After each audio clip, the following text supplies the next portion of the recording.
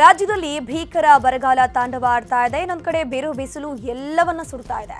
ಕುಡಿಯುವ ನೀರಿಗೂ ಹಾಹಾಕಾರ ಇದೆ. ಹೀಗಾಗಿ ಅರಣ್ಯದಲ್ಲಿ ಪ್ರಾಣಿ ಪಕ್ಷಿಗಳು ಕೂಡ ನೀರು ಆಹಾರ ಇಲ್ಲದೆ ಪರದಾಟವನ್ನು ನಡೆಸುತ್ತವೆ.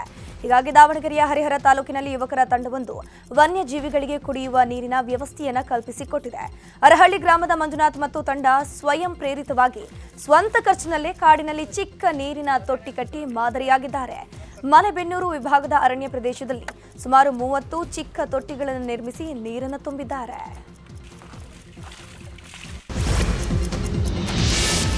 ಗದಗ ಜಿಲ್ಲೆಯಲ್ಲಿ ಬಿಸಿಲಿನ ಆರ್ಭಟ ಜೋರಾಗಿದೆ. ರಣ ಬಿಸಿಲಿಗೆ ಜನರು ಹೈರಾಣಾಗಿದ್ದು ಮನೆಯಿಂದ ಹೊರಗಡೆ ಬರೋದಕ್ಕೆ ಹಿಂದೇಟನ್ನ ಹಾಕ್ತಾ ಇದ್ದಾರೆ. ನಿತ್ಯ 37 ರಿಂದ 40 ಡಿಗ್ರಿ ಸೆಲ್ಸಿಯಸ್ ತಾಪಮಾನದಿಂದ ಜನ ಕಂಗಾಲಾಗಿದ್ದಾರೆ.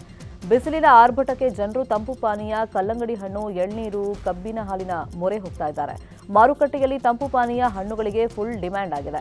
ಆದರೆ ಬರಗಾಲದ ಹಿನ್ನೆಲೆಯಲ್ಲಿ ಸ್ಥಳೀಯವಾಗಿ ಕಲ್ಲಂಗಡಿ ಹಣ್ಣು ಬೆಳೆಯಕ್ಕೆ ಆಗ್ತಾ ಇಲ್ಲ. ಹೀಗಾಗಿ ಮಹಾರಾಷ್ಟ್ರ, ಆಂಧ್ರಪ್ರದೇಶ, ತಮಿಳುನಾಡಿನಿಂದ ತಂದು ಮಾರಾಟ ಮಾಡಲಾಗ್ತಾ ಇದೆ. ಹೀಗಾಗಿ ಬೆಲೆ ಕೂಡ ದುಬಾರಿಯಾಗಿದೆ. ಕಾನೂನು ಬಾಹಿರವಾಗಿ ಮಗುವನ್ನ ದತ್ತು ಪಡೆದ ಪ್ರಕರಣದಲ್ಲಿ ರೀಲ್ಸ್ ನಟಿ ಸೋನು ಶ್ರೀನಿವಾಸ್ ಗೌಡಗೆ ಜಾಮೀನು ಮಂಜೂರಾಗಿದೆ. ಪಿಡಿಜೆ ಕೋರ್ಟ್ನಿಂದ ಜಾಮೀನು ಸಿಕ್ಕಿದ್ದು ಇವತ್ತು ಸೋನು ಶ್ರೀನಿವಾಸ್ ಗೌಡ ಜೈಲಿನಿಂದ ರಿಲೀಸ್ ಆಗುವ ಸಾಧ್ಯತೆ ಇದೆ. ಇನ್ನು 7 ವರ್ಷದ ಬಾಲಕಿಯನ್ನು ದತ್ತು ಪಡೆದಿರೋದಾಗಿ ಸೋನು ಶ್ರೀನಿವಾಸ್ ಗೌಡ ಸೋಷಿಯಲ್ ಮೀಡಿಯಾ ಮೂಲಕ ಬಹಿರಂಗಪಡಿಸಿದ್ರು. ಆದರೆ ಸೋನು ಶ್ರೀನಿವಾಸ್ ಗೌಡ ಕಾನೂನು ಬಾಹಿರವಾಗಿ ಹೆಣ್ಣು ಮಗುವನ್ನು ದತ್ತು ಪಡೆದಿದ್ದಾರೆ ಅಂತ ಹೇಳಲಾಗ್ತಿದೆ. ಈ ಆರೋಪದ ಮೇಲೆ ರಾಜ್ಯ ಮಕ್ಕಳ ರಕ್ಷಣಾ ಘಟಕದ ಅಧಿಕಾರಿ ಗೀತಾ ಅವರು ಪೊಲೀಸರಿಗೆ ದೂರನ್ನು ಕೊಟ್ಟಿದ್ರು. ದೂರಿನ ಅನ್ವಯ ಎಫ್ಐಆರ್ ದಾಖಲಿಸಿಕೊಂಡ ಬ್ಯಾಡ್ರಹಳ್ಳಿ ಪೊಲೀಸರು ಸೋನು ಶ್ರೀನಿವಾಸ್ ಗೌಡ ಅವರನ್ನು ಬಂಧಿಸಿದ್ರು. ಬೆಂಗಳೂರಿನಲ್ಲಿ ಬೈಕ್ ಕಳ್ಳತನದ ಪ್ರಕರಣಗಳ ಸಂಖ್ಯೆ ದಿನದಿಂದ ದಿನಕ್ಕೆ ಏರಿಕೆ ಆಗ್ತಾನೆ ಇದೆ. ಪ್ರತಿ ವರ್ಷಕ್ಕೆ ಒಂದೊಂದೇ ಠಾಣೆಯಲ್ಲಿ 60 ರಿಂದ 70 ಬೈಕ್ಗಳು ಕಳ್ಳತನ ಪ್ರಕರಣ ದಾಖಲಾಗ್ತಿದೆ.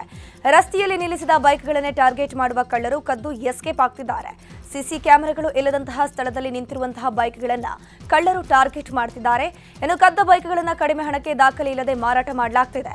ಹಳ್ಳಿಗಳ ಕಡೆ ಕದ್ದಿರುವಂತಹ ಬೈಕ್ಗಳನ್ನು ಮಾರಾಟ ಮಾಡಲಾಗ್ತಿದೆಯಂತೆ.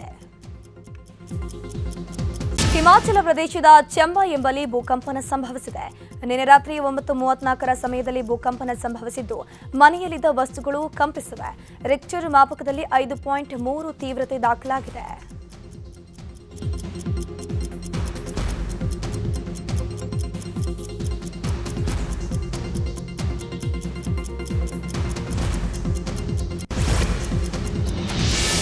ಚಂದ್ರಯಾನ 3 ನೌಕೆಯ ಲ್ಯಾಂಡರ್ ಹಾಗೂ ರೋವರ್ಗೆ ಎಲೆಕ್ಟ್ರಾನಿಕ್ ಸಿಸ್ಟಮ್ಗಳನ್ನು ಪೂರೈಕೆ ಮಾಡಿದ್ದ ಮೈಸೂರು ಮೂಲದ ಕೇನ್ಸ್ ಟೆಕ್ನಾಲಜಿ ಕಂಪನಿಯ ಸ್ಥಾಪಕ ರಮೇಶ್ ಕೊಯ್ನಿ ಕಣ್ಣನ್ ಇದೇ ಮೊದಲ ಬಾರಿಗೆ ಫೋರ್ಬ್ಸ್ ಬಿಲಿಯನೇರ್ಗಳ ಪಟ್ಟಿಗೆ ಸೇರ್ಪಡೆಯಾಗಿದ್ದಾರೆ.